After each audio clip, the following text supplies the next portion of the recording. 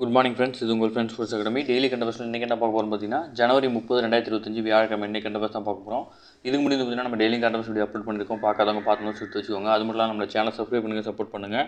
முடிஞ்சளவு உங்கள் friends share பண்ணுங்கள். நம்மளோட ஃப்ரெண்ட்ஸ் போலீஸ் அகாடமி அப்படின்னு டெலிகிராம் சேனல் வந்து ஜாயின் பண்ணிக்கோங்க. இம்பார்ட்டன்ட் அப்டேட்ஸ்லாம் உங்களுக்கு ஒன்று கிடைக்கும்.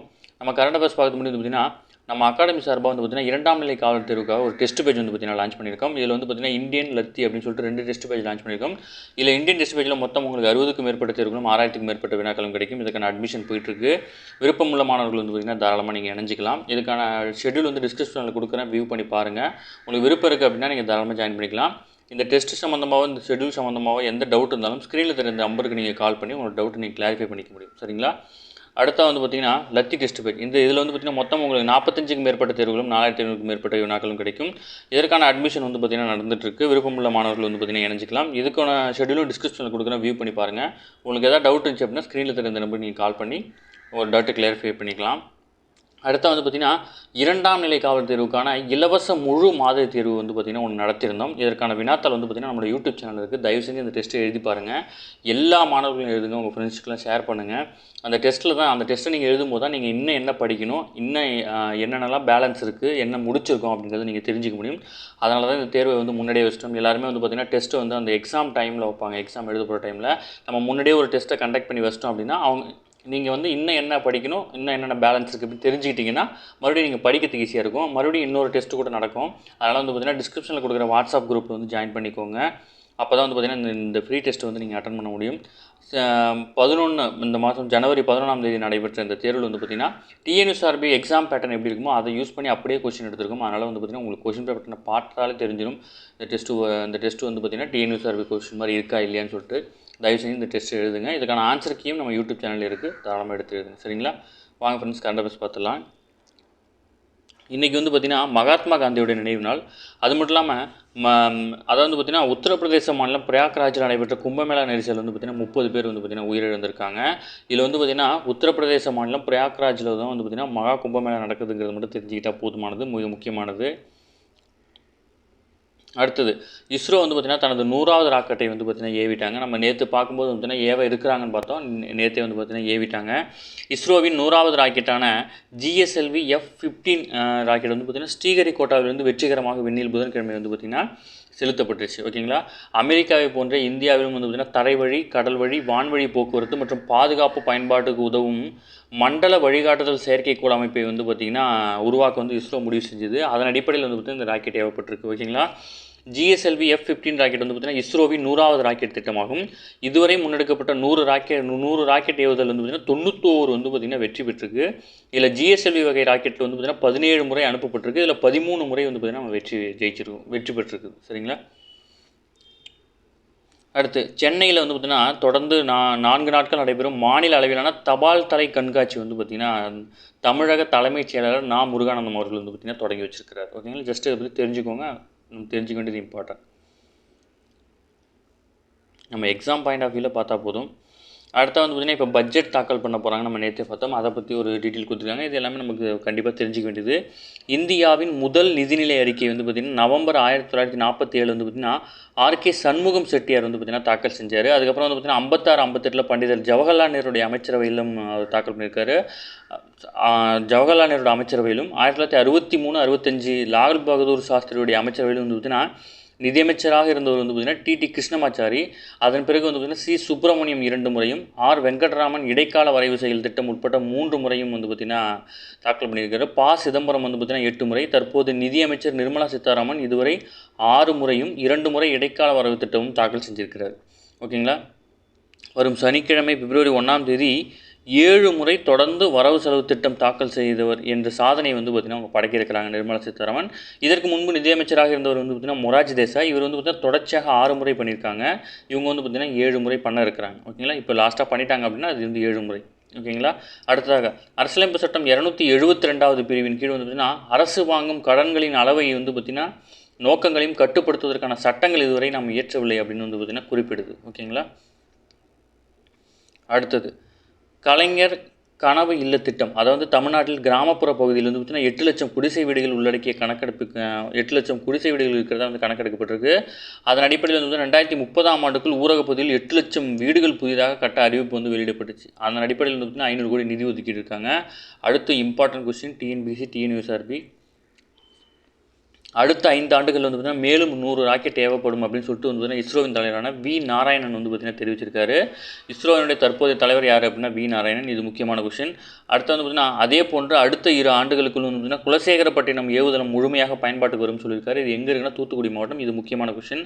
அடுத்தா அமெரிக்காவின் நாசா அமைப்பும் இஸ்ரோவும் இணைந்து மேற்கொண்டு வரும் நிசார் எனப்படும் புவி கண்காணிப்பு செயற்கைக்கோள் திட்டம் விரைவில் செயல்படுத்தப்படும் அப்படின்னு சொல்லியிருக்காரு. இது வந்து முக்கியமான கொஸ்டின். ஓகேங்களா, அமெரிக்காவின் நாசாவும் இந்தியாவுடைய இஸ்ரோவும் சேர்ந்து மேற்கொள்கிற திட்டம் தான் வந்து பார்த்தீங்கன்னா நிசார். இது வந்து புவி கண்காணிப்பு செயற்கைக்கோள் திட்டம். ஓகேங்களா, அடுத்ததாக வந்து பார்த்தீங்கன்னா புதிய தலைமுறை தொழில்நுட்ப ஏவு வாகனமான NGLV new generation launching vehicle rocket மேம்படுத்தும் பணி நடைபெற்று வருது. ஓகேங்களா, இந்த ராக்கெட் வந்து பார்த்தீங்கன்னா 91 மீட்டர் வந்து பார்த்தீங்கன்னா உயரம் கொண்டது.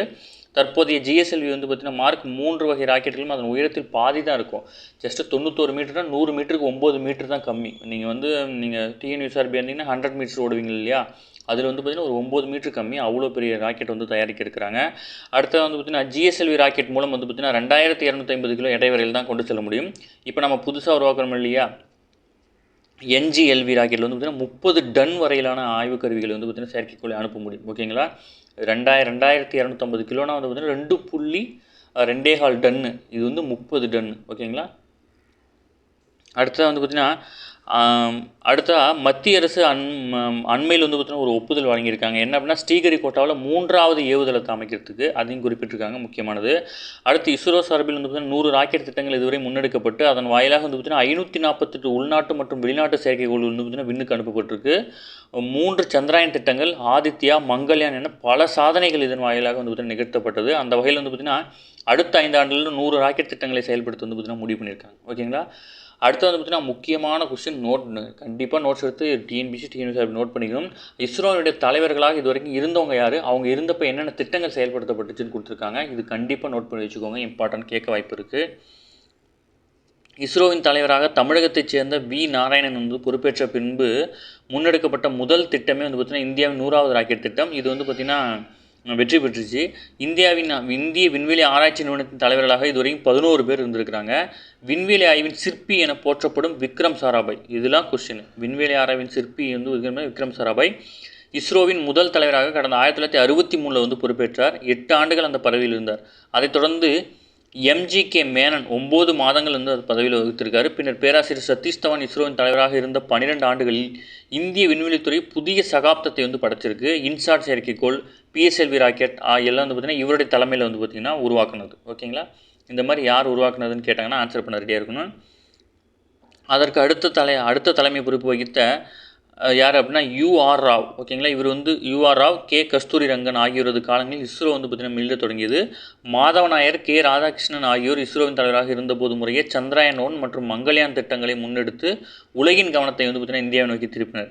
பின்னர் வந்து பார்த்திங்கன்னா AS கிரண்குமார் வந்து பார்த்திங்கன்னா தலைமையிலாக இஸ்ரோ விஞ்ஞானிகள் வந்து பார்த்திங்கன்னா IRNSL அப்படின்ற வழிகாட்டு செயற்கைக்கோள் அமைப்பு வந்து பார்த்திங்கன்னா அவங்க தலைமையில் உருவாக்குனாங்க. அதுக்கப்புறம் வந்து பார்த்திங்கன்னா தொடர்ந்து தமிழகத்தைச் சேர்ந்த K சிவன் வந்து பார்த்திங்கன்னா 2018லேருந்து 22 வரைக்கும் இஸ்ரோவின் தலைவராக இருந்தார். அவரது காலகட்டத்தில் தான் வந்து சந்திராயன் 2 திட்டம் வந்து பார்த்திங்கன்னா முன்னெடுக்கப்பட்டது. அதன் பிறகு வந்து பார்த்திங்கன்னா S சோமநாத் அவர்கள் தலைமையில் வந்து பார்த்திங்கன்னா சந்திராயன் 3 திட்டமும் ஆதித்யா திட்டமும் ஸ்பேடெக்ஸ் திட்டமும் வந்து பார்த்திங்கன்னா 3 திட்டமே வெற்றிகரமான திட்டங்கள். இவங்க வந்து பார்த்திங்கன்னா லாஸ்ட் 3 பேர் ரொம்ப இம்பார்ட்டன்ட். ஓகேங்களா, தற்போது தலைமை பொறுப்பை ஏற்றிருக்கும் வி நாராயணன் அடுத்த 2 ஆண்டுகளுக்கு அந்த பதவியில் இருப்பார். அவரது முதல் திட்டமே வந்து பார்த்திங்கன்னா இஸ்ரோவின் முக்கிய சாதனையாக கருதப்படுது. ஓகேங்களா, இதில் வந்து பார்த்திங்கன்னா K சிவன் தலைமையில் வந்து பார்த்திங்கன்னா சந்திராயன் 2, அடுத்து வந்து பார்த்திங்கன்னா S சோம்நாத் தலைமையில் வந்து பார்த்திங்கன்னா சந்திராயன் 3, ஆதித்யா, ஸ்பேடெக்ஸ் திட்டம். ஓகேங்களா, இது ரொம்ப இம்பார்ட்டன்ட், நோட் பண்ணிக்கோங்க, கேட்கக்கூடிய கேள்விகள். அடுத்து வந்து பார்த்திங்கன்னா மொத்தம் 34,300 கோடி முதலீட்டிலான தேசிய முக்கிய கனிமங்கள் திட்டத்துக்கு வந்து பார்த்திங்கன்னா பிரதமர் நரேந்திர மோடி தலைமையிலான மத்திய அமைச்சர் வந்து பார்த்திங்கன்னா ஒப்புதல் வழங்கியிருக்காங்க. வேகமாக வளர்ந்து வரும் தூய எரிசக்தி தொழில்நுட்பம் மற்றும் காற்றாலை மின் உற்பத்தி நிறுவனங்கள் விரிவாக்கத்துக்கு தேவையான மற்றும் மின்சார வாகனங்கள் அவற்றுக்கான மின் உற்பத்திகள் உருவாக்குவதற்கான லித்தியம், நிக்கல், கோபால், செம்பு உள்ளிட்ட முக்கிய கனிமங்களின் தேவை அதிகரிச்சிருக்கிறத கருத்தில் கொண்டு வந்து பார்த்திங்கன்னா இந்த ஆய்வு திட்டங்களை மேற்கொள்ள இருக்கிறாங்க. இந்த திட்டத்தின்படி வந்து பார்த்திங்கன்னா நிலப்பரப்பு மற்றும் இல்லாமல் கடல் பரப்பில் இருக்கிற முக்கிய கனிமங்களை வந்து பார்த்திங்கன்னா முக்கிய கனிமங்கள் ஆய்வை ஊக்குவிக்கும் நோக்கத்துடன் வந்து பார்த்திங்கன்னா திட்டம் தொடங்க இருக்குது. ஓகேங்களா. நிகழாண்டு பெட்ரோல் வந்து பார்த்திங்கன்னா 18% எத்தனால் கலப்பு இலக்கை வந்து பார்த்திங்கன்னா எண்ணெய் சந்தை நிறுவனங்கள் வந்து பார்த்திங்கன்னா திட்டமிட்டிருக்கிறாங்க. ஓகேங்களா. என்ன திட்டம் எது எதுக்கெல்லாம் செலவு பண்ணுறாங்கன்னு நம்ம தெரிஞ்சுக்கணும். இதெல்லாம் முக்கியமான திட்டங்கள். ஓகேங்களா. கனிம வளங்கள் பற்றிலாம் நமக்கு டாப்பிக்கில் இருக்குது, டிஎன்பிசிலும் இருக்குது, டிஎன்யூஎஸ்ஆர்பிலும் இருக்குது. அதனால் பார்த்து தான் ஆகணும்.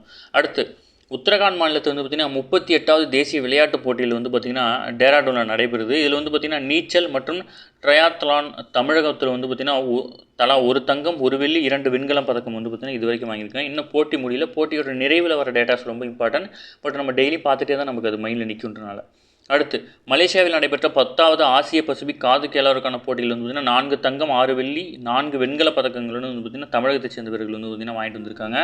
அடுத்து சர்வதேச கிரிக்கெட் கவுன்சில் ஐசிசியினுடைய தலைமைச் செயல் அதிகாரியான ஜியாப் அலார்டி தன்னுடைய பதவியை வந்து பார்த்திங்கன்னா ராஜினாமா பண்ணியிருக்காரு. ஓகேங்களா. இவருடைய பேர் ஜஸ்ட் ஞாபகம் வச்சுக்கோங்க. அதேமாதிரி வந்து பார்த்திங்கன்னா ஐசிசியோட தலைவர் யார் அப்படின்னு தெரிஞ்சு வச்சுக்கணும், ஜெய்ஷா. ஓகேங்களா. முக்கியமான கொஸ்டின். ஐசிசியோட தலைவர் வந்து பார்த்திங்கன்னா ஜெய்ஷா. இவர் வந்து பார்த்திங்கன்னா பிசிசியோட தலைவராக இருந்தார். அதுக்கப்புறம் வந்து ஐசிசிக்கு தலைவராக தேர்ந்தெடுக்கப்பட்டிருக்கிறார். ஒலிம்பிக் போட்டியில் தங்கம் வென்ற மிக வயதானவராக இருந்த அமெரிக்காவின் நீளம் தாண்டல் வீரரான கிரேக் பெல் வந்து பார்த்திங்கன்னா காலமாயிட்டார். ஓகேங்களா. இவர் 1956 வந்து பார்த்திங்கன்னா தங்கம் வாங்கி கொடுத்துருக்காரு. அந்த ஒலிம்பிக்கில் தங்கம் வாங்கினவங்களே இவர் தான் வந்து பார்த்திங்கன்னா வயசானவர். அதனால் இவர் காலமாயிட்டார். ஓகேங்களா. அடுத்து குடியரசு தின விழா அணிவகுப்பில் வந்து பார்த்திங்கன்னா இந்த ஊர்திகளுக்கு வந்து பார்த்திங்கன்னா பரிசுகள் கொடுத்துருக்காங்க. இந்த ஊர்திகள் வந்து பார்த்திங்கன்னா உத்தரப்பிரதேசத்தினுடைய அலங்கார ஊர்தி வந்து பார்த்திங்கன்னா முதலிடத்தை ஜெயிச்சிருக்கு. ஓகேங்களா. நாட்டின் 76வது குடியரசு தினம் கடந்த ஞாயிற்றுக்கிழமை வந்து கொண்டாடப்பட்டது. குடியரசுத் தலைவர் திரௌபதி முர்மு வந்து பார்த்திங்கன்னா கொடியேற்றி வச்சிருக்காங்க. அதுக்கடுத்து வந்து பார்த்திங்கன்னா இதில் இந்த அணிவகுப்பில் வந்து பார்த்திங்கன்னா குடியரசு தின அணிவகுப்பில் வந்து பார்த்திங்கன்னா உத்தரப்பிரதேச அலங்கார ஊர்தி முதலிடத்திலையும், வடகிழக்கு மாநிலம் திரிபுரா வந்து பார்த்திங்கன்னா 2ஆம் பரிசுக்கும், சுற்றுச்சூழலுக்கு உகந்த மரபொம்மைகளை தயாரித்து காட்சிப்படுத்தி ஆந்திர பிரதேசம் வந்து பார்த்திங்கன்னா 3ஆம் இடத்தையும் பிடிச்சிருக்காங்க. மத்திய அமைச்சகங்கள் மற்றும் துறைகள் பழங்குடியின விவகாரங்கள் அமைச்சகத்தின் அலங்கார ஊர்திகளுக்கு வந்து பார்த்திங்கன்னா முதல் பரிசு அறிவிக்கப்பட்டிருக்கு.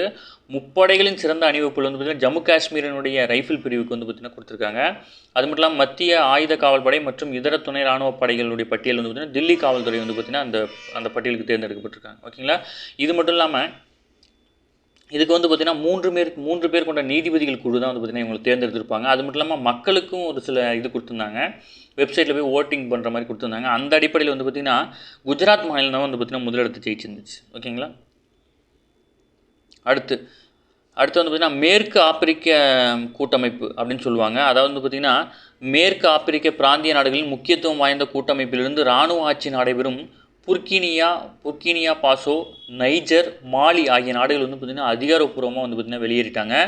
மேற்கு ஆப்பிரிக்க நாடுகளிடையே பொருளாதார ஒத்துழைப்பை மேம்படுத்துவதற்காக வந்து பார்த்திங்கன்னா 15 உறுப்புகளுடன் கடந்த 1975ஆம் ஆண்டு அமைக்கப்பட்ட அமைப்பு தான் வந்து பார்த்திங்கன்னா மேற்கு ஆப்பிரிக்க நாடுகளின் பொருளாதார சமுதாயம், அதாவது எக்கோவாஸ்ன்னு சொல்லுவாங்க. இந்த அமைப்பில் மொத்தம் 15 உறுப்பு நாடுகளுடன் 1975 தொடங்கப்பட்டுச்சு. இதுலேருந்து வந்து பார்த்திங்கன்னா மேற்கு ஆப்பிரிக்க பிராந்தியத்தை சேர்ந்த புர்கினியா பாசோ மற்றும் நைஜர், மாலி ஆகிய நாடுகள் வந்து பார்த்திங்கன்னா மக்களால் தேர்ந்தெடுக்கப்பட்ட அரசு கவிழ்க்கப்பட்டு இராணுவ ஆட்சி அங்கே நடைபெறுது. அதனால் வந்து பார்த்திங்கன்னா அவங்க வந்து பார்த்திங்கன்னா அந்த அமைப்பிலேருந்து வெளியேறிட்டாங்க. இந்த 3 நாட்களும் அந்த அமைப்பிலேருந்து வெளியேறி சகேல் நாடுகளின் கூட்டமைப்பு அப்படின்ற ஒரு அமைப்பை வந்து இதுக்கு முன்னாடி வந்து பார்த்திங்கன்னா உருவாக்குறதா சொல்லியிருந்தாங்க. அந்த அமைப்பு வந்து உருவாக்குறதுனால வந்து பார்த்திங்கன்னா இதுலேருந்து விலகிட்டாங்க. ஜஸ்ட் இது என்னன்னு மட்டும் தெரிஞ்சுக்கோங்க. இதில் என்ன அப்படின்னா இதில் இந்தியா கிடையாது. இப்போ வந்து பார்த்திங்கன்னா எக்கோவாஸ் அப்படின்னு கொடுத்தாங்க. நீங்கள் ஒமிட் பண்ணுறதுக்காக தான் நம்ம இதை படிக்கிறோம். சரிங்களா. ஓகே ஃப்ரெண்ட்ஸ், இன்னைக்கு கரண்ட் அஃபேர்ஸ் அவ்வளோதான். இதை தாண்டி எதுவுமே கேட்க வாய்ப்பில்லை. டெய்லி கரண்ட் அஃபேர்ஸ் டெய்லி பார்த்துருங்க. அப்போ தான் மந்த்லி வீக்லி படிக்கும்போது உங்களுக்கு ஈஸியாக இருக்கும். நம்ம சேனல் சப்ஸ்கிரைப் பண்ணுங்கள், சப்போர்ட் பண்ணுங்கள். முடிஞ்சாலும் உங்கள் ஃப்ரெண்ட்ஸ்லாம் ஷேர் பண்ணுங்கள். நம்மளோட ஃப்ரெண்ட்ஸ் போலீஸ் அகாடமி அப்படின்ற டெலிகிராம் சேனல் ஜாயின் பண்ணிக்கோங்க. இம்பார்ட்டன்ட் அப்டேட்ஸ் உங்களுக்கு ஒன்று கிடைக்கும். நம்மளோட டெஸ்ட் பேஜில் இணையணும் அப்படின்னு விருப்பப்பட்டீங்க அப்படின்னா ஸ்க்ரீனில் தெரிந்த நம்பருக்கு நீங்கள் கால் பண்ணி உங்களோட டவுட்டை நீங்கள் கிளாரிஃபை பண்ணிக்க முடியும். நம்பர் நோட் பண்ணி வச்சுக்கோங்க. உங்களுக்கு டெஸ்ட் சம்மந்தமாக எந்த டவுட் இருந்தாலும் நீங்கள் கால் பண்ணிட்டு கிளியர் பண்ணிக்கலாம். ஓகேங்களா. Thank you friends.